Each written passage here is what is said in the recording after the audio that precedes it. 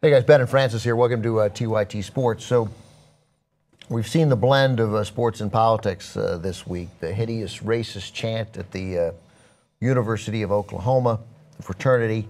The school has moved very swiftly. The president of Oklahoma, David Boren, throwing the fraternity off campus. The football coach responding quickly. Both football coach Bob Stoops, the basketball coach Lon Kruger, both attending a rally with about 100 athletes. They did lose a recruit, Jean Delance, I think is his name, in the process because he'd spoken to Stoops the night before, and Stoops did not tell him about it. Although Stoops has been sort of stand up about it now. I sort of kind of want, somehow I want that relationship to be mended because it's clear that Stoops is not trying to.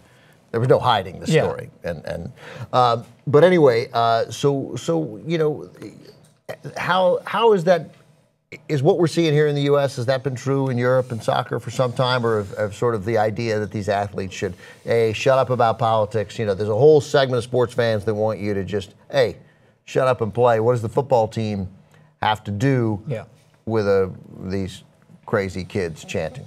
Well, I mean, I always took... Crazy is the wrong word. Mean-spirited, awful kids. Yeah, exactly. Right. And I always took the approach that it should be separate. There should be a separation between them both. There was a game that was abandoned way back in the Serbia-Albania game, and it was a political act, apparently of one of the country's prime ministers, assistant prime minister, who had a flag that was stood up for their revolution thrown across the field, and it caused a riot in the game. The game was abandoned, and that just demonstrated that this is a sports match. This is supposed to be like encourage sportsmanship and encourage people to play with each other and ignore everything else outside of what's going on. Sports is supposed to unite people, and nothing annoys me more when I see racism come in and being involved in sports. And they were just covered that on our main show, the Chelsea PSG instance when the Chelsea fans racially abused a Paris Saint-Germain fan, or they said it was a Paris Saint-Germain fan. Could have just been anyone on the street going on the subway, and the Chelsea fans racially abused them with a chant that they said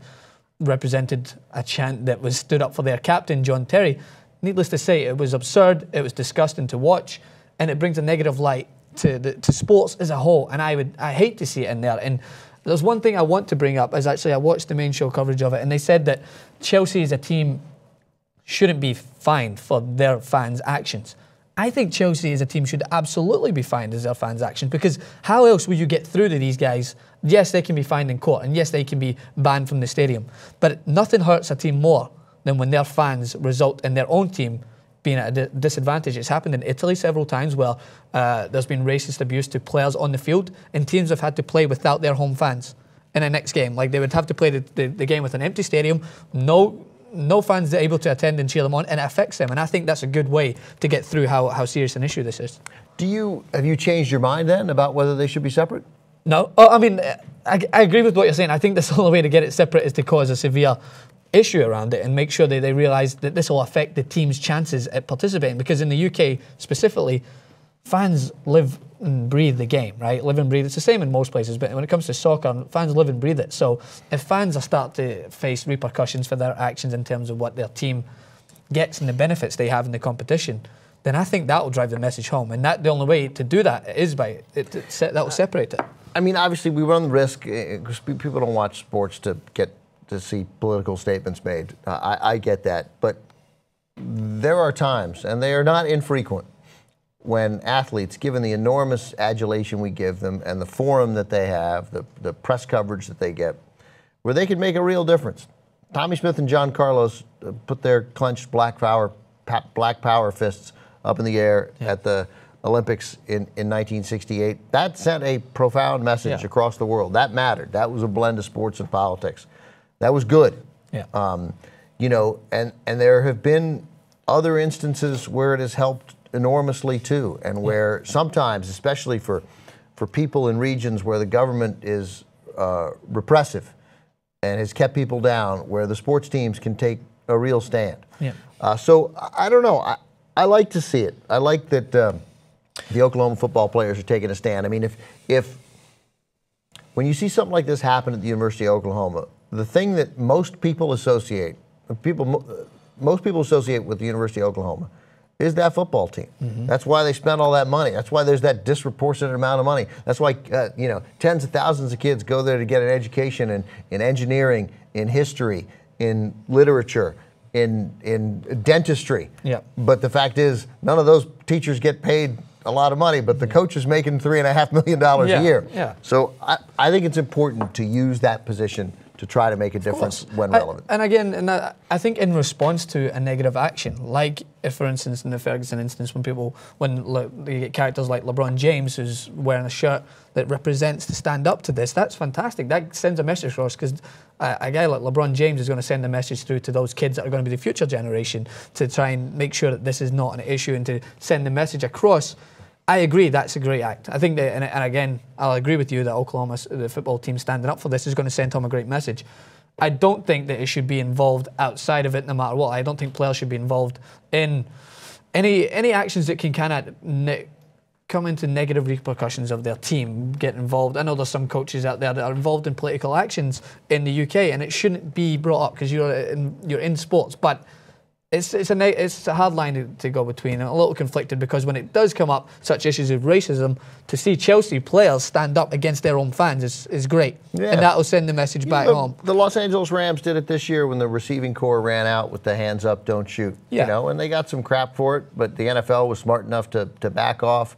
And NBA players wearing the I Can't Breathe shirts. Yeah. I think all that is critical, and I think especially as we start to talk about race in a new way in this country, we hopefully start to talk about race in a new way, and we finally start recognizing that young black men in this country have a very different life experience. Most have a very different life experience than the rest of us, that in professional sports filled with enormously talented young black men. For them to take a stand on these issues, I think is critical. I think it's overdue.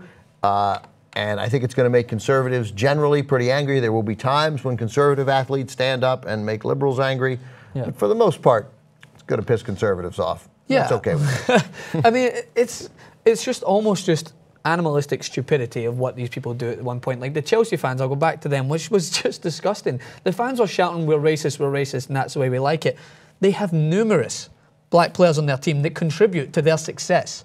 And they're going to sing that well and truly known that someone, in the way everything's modified these days, and rightly so, someone's going to record it, and it's going to negatively cast a shadow on their team's performances and what their team stands for. So again, it's just stupidity. And in those instances, to have players in sports, of all sports, stand up for this is a great way of driving this message home. And it's none more relevant than what's coming up in 2018 in one of the most racist countries in terms of sports at the moment, in Russia. And there's articles going around in New York Times and BBC that's saying that this needs to be resolved right now before 2018, because it's going to be a conflict. There is going to be major issues. And I think in those instances, again, I'll go back on what I said before, like they need to mix, because the message needs to be driven home. Players involved in Russia, the people involved in the Russian Federation of bringing this World Cup to this country need to take a stand right now and make sure to drive home that this will not be tolerated through the World Cup.